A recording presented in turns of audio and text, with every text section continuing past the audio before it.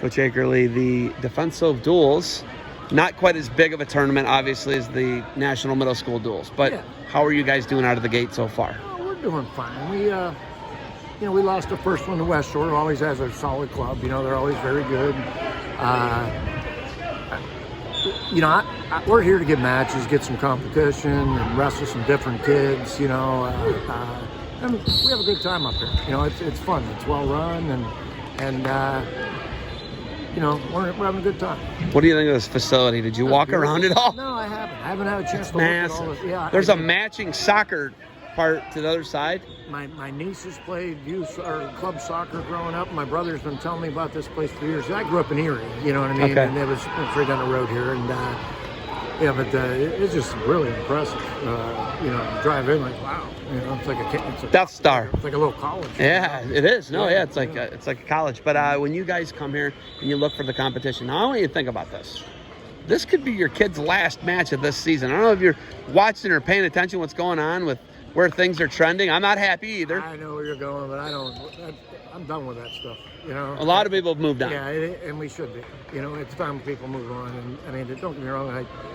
I got it. I got it myself. And it's not something you want to get. Yeah. But we don't shut down the world for the flu.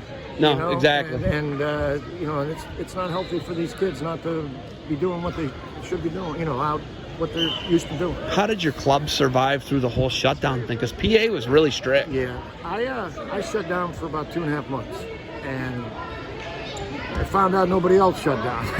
No, you found out, huh? Yeah, they were doing underground. They were stuff, grinding, huh? And so I said, so wrestlers do that, that. Yeah, and so I started slowly with private lessons. Two here, brothers, stuff like that. You have Mac and Luke Stouter brothers. They can come in together. And then we just slowly started getting back to normal practice time. But what have we been 2 years into this? And I think we probably had over the 2 years, maybe 10 kids I know have tested for it. Yeah. Nobody's got. But no symptoms, right? Nobody's gotten sick. Yeah, because it affects kids obviously so much. Yeah, I mean, I had a kid had a fever for a day or so, but they were fine. Yeah, my one kid had it. My 3-4-year-old kid. Yeah. And his brother and him were the same health. Yeah. My other kid never got it. Yeah. It's crazy, right? It's crazy to see how it's such a sliding scale how it affects people. But what do you say to kids to keep them engaged if we get put in a situation like that again? I know you're done with it, right? And we've moved on. But I understand that's the society today. But if we don't get to compete, I'm not happy. But it doesn't matter. We're getting better because we're in the room too. You know what I mean? We'll cross that bridge when we get to what they can tell us we can and cannot do. But I just don't understand for the life of me why you would not let kids who it really doesn't affect. And this new strain, there's been one death in the world right now. I think I heard last night, and the guy died with it, didn't die of it. Yeah. I get what you're saying. And that's wild stuff, man. Yeah, it's wild times. I actually, this really it's not that doesn't appear to be fatal. I want to get everybody to have it so we get the. You're saying herd immunity. I get what you're saying. It'd be a perfect time. Well, if it's less severe, we just don't know. There's just so many unknowns and question marks. But here's my question for you, right? You wrestled at such a high level in college, coached in college.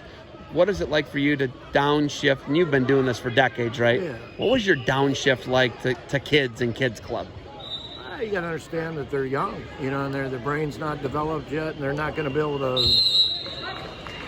process some of this, so you have to, I don't want to say dumb it down, but change, you teach it slower, and you break it down more. And on the other side of it, you get an 8-9-year-old kid you start with, he doesn't have bad habits yet, hopefully, and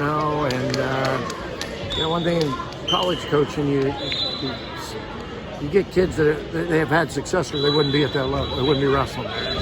And a lot of times when the going gets tough, they revert to their comfort zone and they go back to the same thing. Yeah, that's tough to undo that. Yeah, and that's all they've ever done in their career. Think about it. Right. Now you're telling them you just won 2 state titles with this junk. But you got to change it. Yeah, that's hard. That's a hard sell, right? Sure, coach.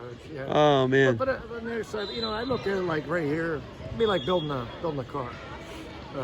You know, we're going to put the tranny in, we're going to put the motor in, we're going to, you know, put the body on it.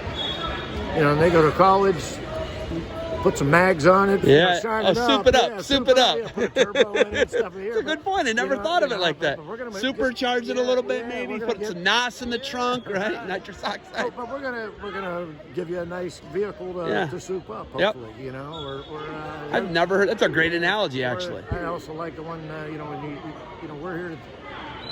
I'm big on fundamentals.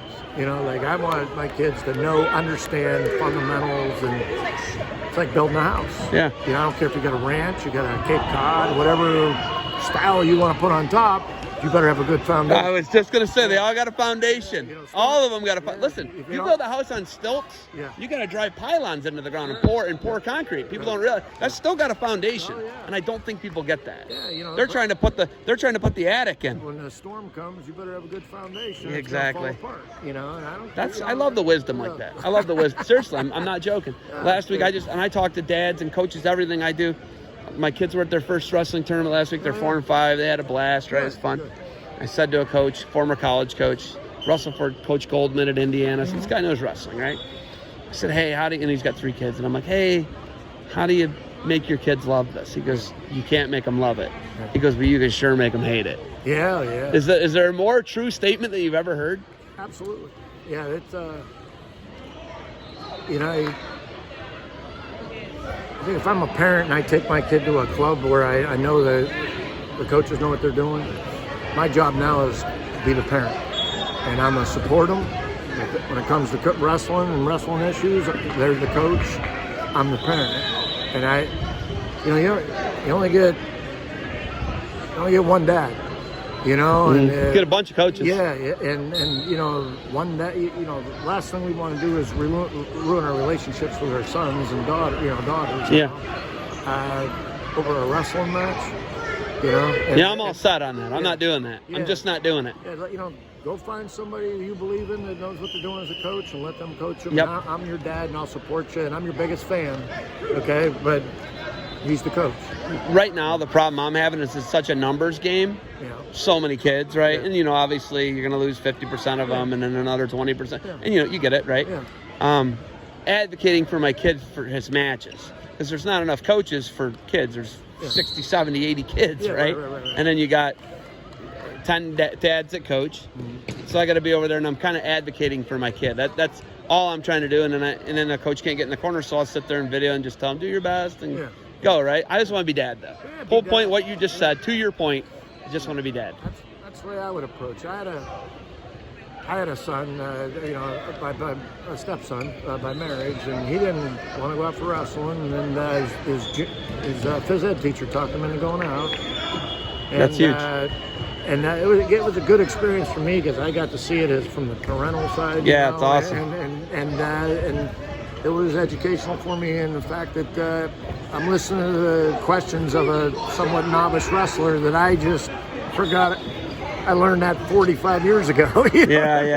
Like, oh, yeah, it's just basics. Yeah. It's just, you know, like just simple things about, and your foundation basics. You know, weigh-ins and stuff like that. You know, and you know, it's all new to them. Yeah. And I just take it for granted. Everybody knows that. Yeah. You know, and they don't. No, you know, this is everything's new to them. Exactly. And it's a. Well, that was nice. Well, yeah. We got a taste of. There we go. Yeah. You know, they you know, you take for granted that people aren't born with all this stuff that you've acquired over the years, yes. You know, in your head. That you know, they might seem like silly questions, but when your son's asking you know it's an honest question. They don't know. Yeah. You know? I love hearing just picking people's brains and hearing advice, even high level coaches like you. But all right, Coach, you got anything else for me? No, You're in that better mood. I like that. Well, I've accepted. I'm gonna get what I get when they have the black stripes on. You know, the prison stripes. Now, you know, speaking of that, that's another thing. If you look at this setup here, the parents are up. This is awesome. You know, this is a fabulous setup. And if you want to acquire and retain new referees, you probably don't want to start them off at the level where it's really the hardest to ref because they're flopping all over. And you got crazy moms and dads in the corner that don't know anything about wrestling yelling at the ref. Screaming, wanting to fight people's Well, parents. You just heard the guy yelling from up there. Yeah, You know what I mean? it's This is great. The parents are away. Yeah. You know. I don't hear a bunch of crazy madness right now. It's awesome. Yes, Except for just in this interview one. Yeah, right. But, That's how it goes, though. But I think we do a better job of retaining referees and you know, getting people to, give back to wrestling as far as being an official. If they weren't getting berated by some dad that never probably wrestled, you know? Exactly. I'm agree with you. Okay, I got some matches that just ended. Okay. Thank you for the time. Oh, my Good pleasure. luck to you guys moving forward today, okay? All right, thank you. You have a good